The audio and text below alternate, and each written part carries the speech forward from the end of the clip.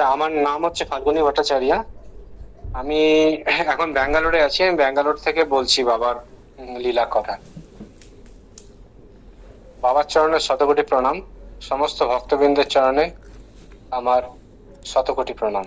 কিন্তু ওই বাবার যতটুকু সঙ্গ করেছি, সেই সঙ্গগুলো, সঙ্গের কিছু কিছু টুকরো কথা এখনো মনের মধ্যে একদম মানে মনে হয় যেন দেখতে পাই।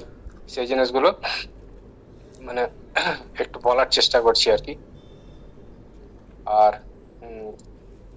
আমার সঙ্গে বাবার যে আলাপ, মানে বাবার প্রথম দর্শন হয়েছিল সেটা হচ্ছে 2010-এ।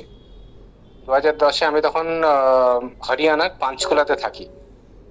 তো পুরুষোত্তম দা আমার আমার যাদবপুরেরই সিনিয়র। তো উনি আমাদের পাশেই থাকতেন। তো আমাকে একদিন বললেন যে আমার বাড়িতে এক মহাপুরুষ আসছে, তো তোরা আয়, দর্শনের জন্য আয়। তখন বাবার বয়স সম্ভবত 114। আর তো আমি তখন তো মহাপুরুষ সম্বন্ধে আমার কোনো মানে অভিজ্ঞতা ছিল না, আমি জানতামও না কি মহাপুরুষ কি, কিরকম জিনিস। বই পড়েছি, হ্যাঁ, রামকৃষ্ণ পরমহংসদেবকে পড়েছি, তারপরে বিবেকানন্দ, স্বামী বিবেকানন্দকে পড়েছি। তো তখন ওদের ওদের সম্বন্ধে করেন, কিন্তু মহাপুরুষ যে সামনে দেখবো সেরকম কোনো অভিজ্ঞতা ছিল না, সেরকম কোনো আশাও ছিল না।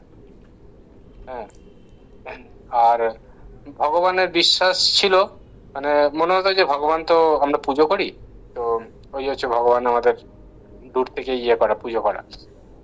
মানব রূপে যে ভগবান, তার কোনো ইয়ে ছিল না, অভিজ্ঞতা ছিল না। তো বাবার সঙ্গে যখন দেখা করতে গেলাম, আমার তো খুব উৎসাহ বাবার সঙ্গে দেখা করার জন্য। তো পুরুষোত্তমরা থাকতেন GH31 সোসাইটির নাম হচ্ছে, সোসাইটির নাম্বার হচ্ছে GH31, একদম মার্কেট প্লেসের উপরে। তো আমরা যখন গেলাম, পুরুষোত্তমদার ফ্ল্যাটটা ছিল হচ্ছে 6 তলায়, এবং সেটা হচ্ছে টপ ফ্লোর। আচ্ছা, ওনাদের সোসাইটিতে 2টো লিফট ছিল। তো এবার আমি ওইগুলো বলছি, কেন বলছি সেগুলো আপনি পরে যখন আমরা বিস্তারিত করবো তখন বুঝতে পারবেন। আর বাবার যে আরেকটা জিনিস, যে বাবার যে জার্নিটা, আজকে আমি 2025-এ যখন বাবার সঙ্গে পেছনে যাচ্ছি, তখন আমি বুঝছি যে এই জিনিসগুলো সমস্ত কিন্তু মানে আমার প্রারব্ধ ছিল।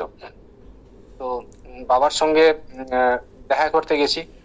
পুরুষোত্তম দা আগেই বলছিলেন যে বাবা তো মহাপুরুষ, আর বাবা পছন্দ করেন না যে লিফটে যাতায়াত করার জন্য। তখন বাবা অনেক গিয়েছিলেন, মানে একদম গটগট করে লিফটে উঠতেন নামতেন আর কি, সিঁড়িতে উঠতেন নামতেন। তো আমার তো আইডিয়া ছিল না, আমি গেছি বাবাকে দেখতে, যে কিরকম, 114 বছর বয়স বাবা। তো যখন ফ্ল্যাটে গেলাম, এবং অদ্ভুত জিনিস, সেই দিন থেকে, বাবা যেদিন থেকে ওখানে ঢুকেছেন সেই দিন থেকে 2টো লিফটই কিন্তু ব্রেকডাউন। মানে কোনো কিছু করেই সেই লিফটকে সারানো যাচ্ছে না, মানে ওই দিন থেকে লিফটের ব্রেকডাউন, দুটোই ব্রেকডাউন। তো বাবা সিঁড়ি দিয়ে উঠেছেন, এবং 6 তলা সিঁড়ি দিয়ে ওঠা, 6 তলা সিঁড়ি দিয়ে নামা, মানে বুঝতে পারছেন কিরকম। তো আমরাও সিঁড়ি দিয়ে উঠেছি, উঠে বাবার সঙ্গে দর্শন হয়েছে। অদ্ভুত সাধারণ একজন, মানে আমি যে কাকে দেখলাম, তখন দীনবন্ধুদার ইয়ে বৌদিও ছিলেন ওখানে, তখন বাবার সঙ্গে ওনারাই ছিলেন, পুরুষোত্তম দা। তো দীনবন্ধুদার বউ আমাদেরকে বলছেন যে, দিদি বলছেন যে আমাদেরকে, যে বাবা মহাপুরুষ, হ্যাঁ, বাবার শরীরে কিছু চিহ্ন আছে, সেই চিহ্ন দেখলে আপনারা বুঝতে পারবেন যে উনি মহাপুরুষের কি কি লক্ষণ আছে। যেমন আজানো লম্বিত বাহুটা বড়, হ্যাঁ, তারপরে পিঠের যে অবস্থান, পায়ের যেরকম শঙ্খের মতো পা। তো এইগুলো সব কাছাকাছি, আমরা তো তখন তো লোক ছিল না বেশি, তো আমরা সব কাছাকাছি প্রত্যক্ষ করতে পেরেছিলাম। কিন্তু মনের মধ্যে সেরকম ইয়ে হয়নি যে আমি একটা আশ্চর্য জিনিস দেখছি, ঠিক আছে, কিন্তু কেমন একটা ঘুরেছিলাম। তো বাবা ওই উনি জিনিসগুলো ইয়ে করলেন, বাবা আমাদের সঙ্গে অনেক কথা বললেন, কোথায় থাকো, হ্যাঁ, কি করো, তারপরে কে কে আছে ফ্যামিলির ভাই কোথায় থাকে, সব বাবা যেরকম খুঁটিনাটি জিজ্ঞেস করেন সব জিজ্ঞেস করলেন। জিজ্ঞেস করার পরে তারপরে বাবার কিছু ওই তখন বলছিলেন, আমার মানে আমার আচরণটা ধরো, চরণটা ধরো, চরণ ধরার দরকার নেই। তো এইসব কথাগুলো শুনছিলাম, তো বিক্ষিপ্ত ভাবে মনে হচ্ছিল আর কি, এই যে কথাগুলো কিরকম এইবার তো রাত্রিবেলায় একটা সুযোগ হলো, যখন আমরা গেছি সন্ধ্যেবেলার দিকে গেছি তো অফিস করার পরে, তো রাত্রিবেলায় বাবার সেবাটা দেখতে পেয়েছিলাম। বাবা আমাদেরকে সামনে বসিয়ে সেবা করলেন। আচ্ছা, দুটো রুটি আর একটু ওই ডালের জলের মতো একদম, খুব সবজি যেরকম বাবা বয়েল সবজি খান। আচ্ছা, দুটো রুটি জল ভিজিয়ে ভিজিয়ে বাবাকে তখন দিদি বলছেন যে দেখো বাবার কিন্তু দাঁত নেই। হুম। কিন্তু বাবা রুটি চিবিয়ে খেয়েছেন, দেখলাম বাবা কিন্তু রুটি চিবিয়ে চিবিয়ে চিবিয়ে চিবিয়ে খেলেন রুটি সামনে বসে। এবং তারপরে তারপরে তারপরে আমি দেখলাম যে বাবা সেবা সেবা শুরু করলেন। আহ সেবা করার পরে বাবা বসলেন বজ্রাসনে। বজ্রাসনে বসার পরে তখন 9টা বাজে। বজ্রাসনে বসলেন, বসে আমাদের সঙ্গে একটু গল্প টল্প করার পরে বাবা এবার শয়নে যাবেন। তো আমরা শয়নের সামনেও বাবার ওইখানে শয়নও দেখলাম। তো একটা মাদুর বেছালেন ইয়েতে, মেঝেতে বিছিয়ে, তারপর একটা চাদর পাতলেন।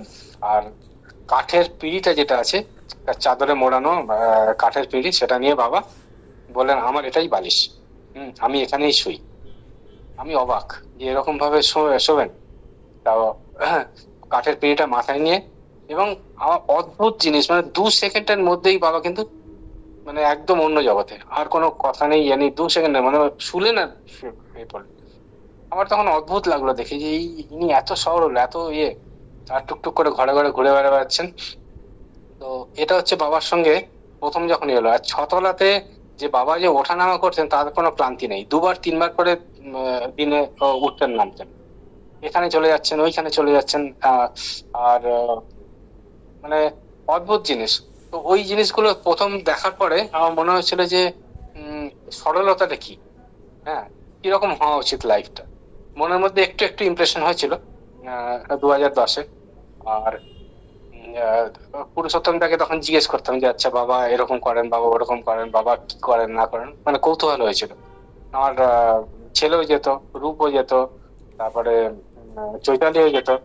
তো বাবার সঙ্গে এরকম ভাবে আমরা, বাবা 10 দিন ছিলেন ওখানে, 10 দিনের মধ্যে আমরা প্রায় যেতাম বাবার কাছে। মানে একটা কোন একটা আকর্ষণ ছিল, কিন্তু সে আকর্ষণটা বুঝতে পারতাম না, তখন তো অভিজ্ঞতা হয়নি, মহাপুরুষ কি বুঝতে পারেনি।